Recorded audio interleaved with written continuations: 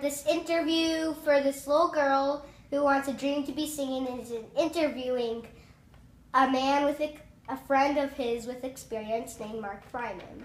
Okay. So, what's the name of the interviewer? Malia. Okay. So let's start.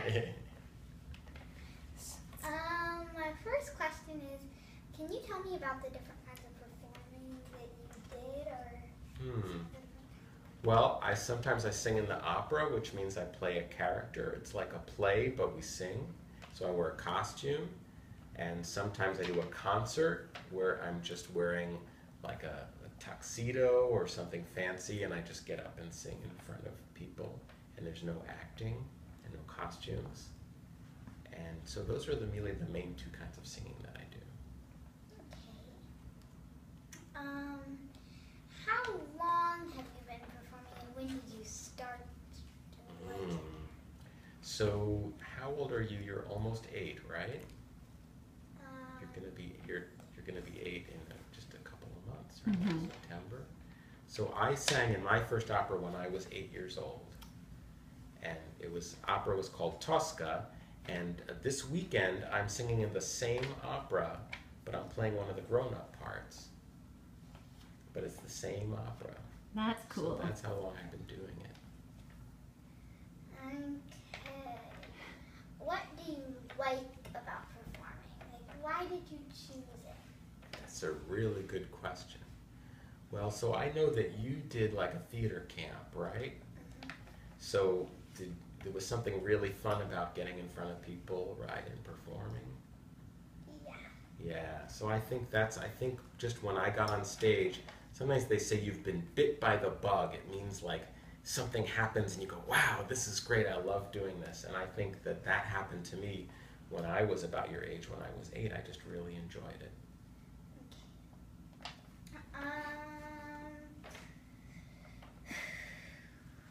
How often do you perform? Well, that's a good question. So it depends. Sometimes I perform a lot at once, and sometimes I go for a few weeks or months without performing. But right now, I sing in the chorus with the St. Louis Symphony, so we usually perform about once a month. And then in between, I do sometimes operas. Once I was in a musical, and I was in Germany. It was called The Phantom of the Opera, and we had 8 performances a week. So I was there for a little over a year, and I was in about 400 performances in a little over a year. It's the same show every night. Did that get old? Did you get bored with it, or did you continue to enjoy it? I'm sorry, who is this person? The peanut gallery. I think we have a cameraman interrupting. Sorry, the camera woman has interrupted. I had never done anything like that, so I was worried that I might get bored doing the same thing. But you know, the magic about theater is that the audience is different, and different things, sometimes things go wrong, or just sometimes the way that you say or you sing your line is a little different, or the way you act. And so every performance was always different. And so I was really surprised, but I didn't get bored at all doing it. I really enjoyed it. It was really fun to go to the theater every day and to see my friends. What is it like to go to other cities or countries or states or whatever? Oh, that's a good question too. So it's really neat because you get to see new places and meet new people. And sometimes it's a little scary at first because you might not know people, but then I think that when I'm in a show, people get to become friends really quickly, and that's a lot of fun. But now that I live with Hudson and with Julie, I find that if I have to travel, I miss them a lot. So that's kind of the hard thing. I get a little homesick because I miss them.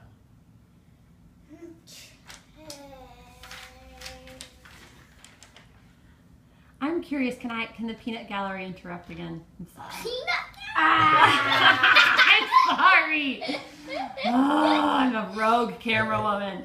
I was just curious, when you were in Germany for a long time, did you do it in English, or did you do your did you do your performances in other languages? Can you tell us about that a little bit? So the musical that I was in, The Phantom of the Opera, is the same musical that's on Broadway, the same exact production and scenery and costumes and everything, but it's done all around the world and they do it in different languages. So I sang it in German, and usually when I sing opera, a lot of the time I'll sing an Italian opera in Italian or a French opera in French. But the scary thing about this was that if I mess up a word in Italian when I'm singing an opera in St. Louis, there might be one person that knows, but most people wouldn't catch it. But I was singing for a German audience who knew German much better than I did, so I was always very nervous about messing up the words because I wanted to make sure that it made sense and they understood. Do you have a favorite or scary, or do you have a favorite memory of a performance? That's a really good question. I have a lot of really good memories. I'm trying to think of a favorite one. I think when I was 8 and I was in this opera, it was a really small little theater and I loved singing there, and I ended up singing there as I grew up, and that's the reason I decided to become an opera singer. And so when I became a grown-up, I kept singing and I got better and better, and I did a lot of roles, and your parents even saw me in New York at this theater. And then the man who was running it decided to close it down after many, many years.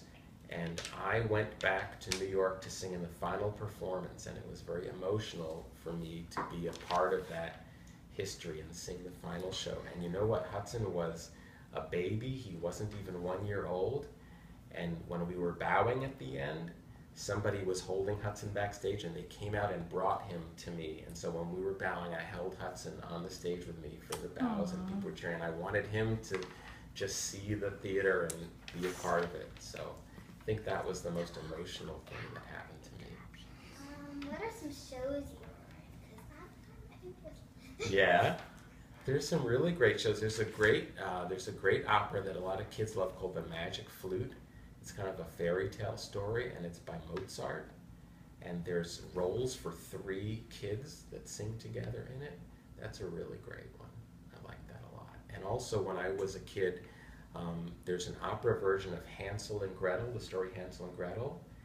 And you know, the end, and so the part of Hansel and the part of Gretel are both played by grown-up women dressed as a boy and a girl.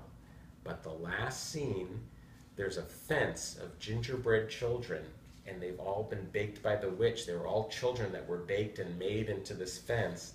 And at the end, Hansel and Gretel, they push the witch into the oven, right? And then they get the magic wand and they release the spell, and that whole fence of gingerbread children magically turns back into real children. And it's an opera that has no adult chorus, just children's chorus, and they have a lot to sing. And that was one of my favorite that I did as a kid, because I got to sing that big children's chorus and magically come to life. Do you ever see someone in a park and think, I'm not doing it? I wouldn't do that. Never. Yeah, that happens to me a lot. Yeah, I think that happens. Sometimes you see people that are really great singers, you go, wow, I wish I could be that good. And other times you think, oh, I could do it better than them. Yeah. Okay.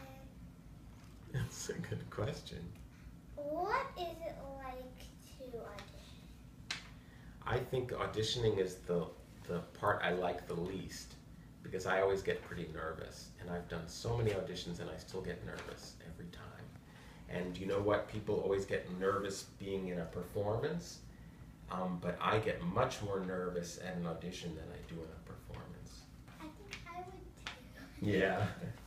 It's very hard to do. Hey, Malia, you had another question related to auditions that you asked somebody else, but I don't know if the answer is different when it comes to operas. So I think you should ask Mark too. Do they give you a part? Like, do they say you should be the blah blah blah in this? Or do they say, oh? Or do you pick which one you're auditioning for? I think I'll audition.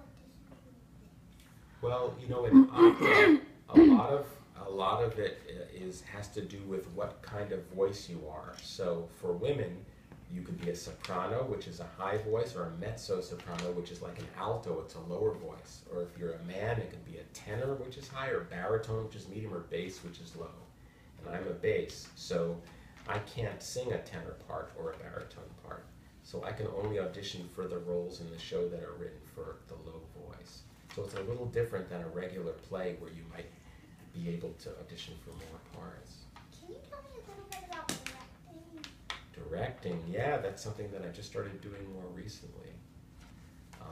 And I didn't know if I would like directing because I really like being on the stage, and when you're a director, you're behind the scenes.